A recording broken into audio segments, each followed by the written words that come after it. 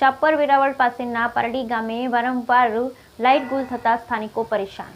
શાપર વેરાવળ નજીકના પારડી ગામે વારંવાર વીજળી ગુલ થવાથી સ્થાનિકો પરેશાન। રાજકોટ જિલ્લા શાપર વેરાવળ નજીક આવેલ પારડી ગામના શીતળા માતાજી મંદિરના સબ ડિવિઝન અંદર આવતા પારડી ગામે વીજ ધાંધિયાથી સ્થાનિકો લોકો પરેશાન થઈ ગયા છે। જેમાં તારીખ 8/7/2024 સોમવારે ટીસીમાં કોઈ કારણોસર શોર્ટ સર્કિટ થતાં બળી જવા પામેલ હતું, જેથી પીજીવીસીએલ દ્વારા તાત્કાલિક ધોરણે ટીસી રિપેરિંગ નહીં કરાતા રહીશોએ એવો આક્ષેપ કરેલ હતો કે સોમવારની રાત અમારે લાઇટ વગર વિતાવવી પડી હતી, જેથી હાલ ચોમાસું ચાલી રહ્યું હોય અને મચ્છરનો પણ ઉપદ્રવ હોય, જેથી ભારે મુશ્કેલીનો સામનો કરવો પડતો હોય છે। વીજળીની સમસ્યા વિસ્તારમાં વારંવાર સર્જાતી હોય વીજળીની સમસ્યાને લઈને ત્રાસી ગયા હતા અને ધીરજ ખૂટી ગઈ હતી। ગુસ્સામાં લોકોના ટોળેટોળા પીજીવીસીએલ કચેરી ઉમટી પડ્યા હતા અને રોષ વ્યક્ત કરતા જણાવ્યું કે વરસાદનું ઝાપટું આવે તો પણ કલાકો સુધી લાઇટ ગુલ થઈ જાય છે। સ્થાનિક રહેવાસીઓમાં ભારે રોષ ફેલાયેલો છે।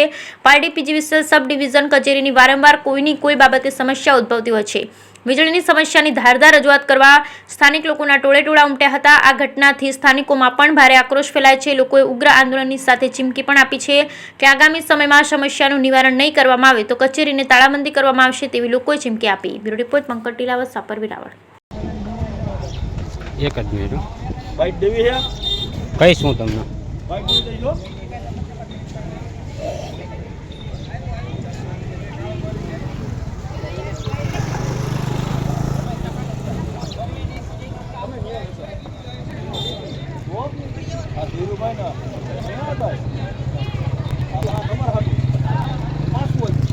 કરો બધા બાજુ તો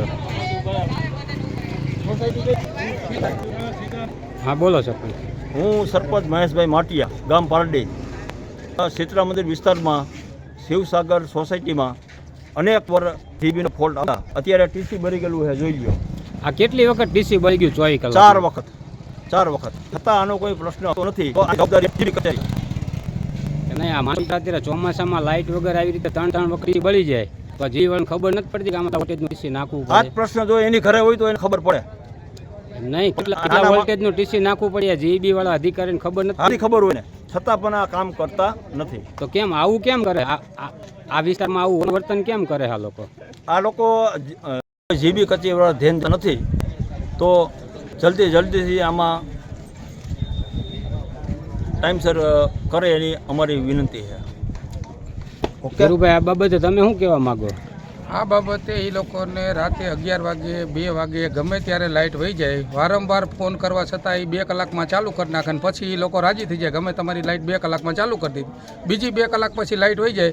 આજે સરપંચને અને ગામની જનતાને સાથે રાખીને સરપંચના લેખિતમાં લોકોની સહી કરાવી અને આપ્યું છે। એને આશ્વાસન આપ્યા પ્રમાણે અત્યારે ઘરે આવીને ઊભા રહ્યા, ત્યાં પાછો લતામાંથી ફોન આવ્યો કે ટીસી ધડાકા સાથે બળી ગયું। આમાં કોઈ જાનહાની થઈ હોત તો આનું જવાબદાર કોણ? જીબીને વારંવાર એના અધિકારીઓને ફોન ઉપર જ અમારે જાણ કરે રાખવાની।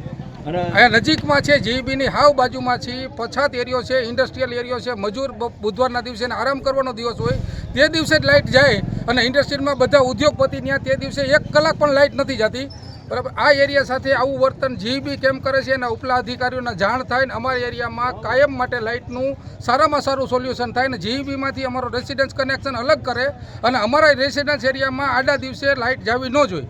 આ અમારી ઉગ્ર માંગ છે અને જો આ માંગ સ્વીકારવામાં નહીં આવે તો ટૂંક સમયમાં વધીને 11 દિવસમાં લાઇટનું નહીં થાય તો અમે બધા ત્યાં ધામા નાખીને જીબીએ સુશું અને જીબી વાળાને કહી દઈશું કે હવે અમે અહીંયા રોકાવાના છે। સ્થળ ઉપર થઈ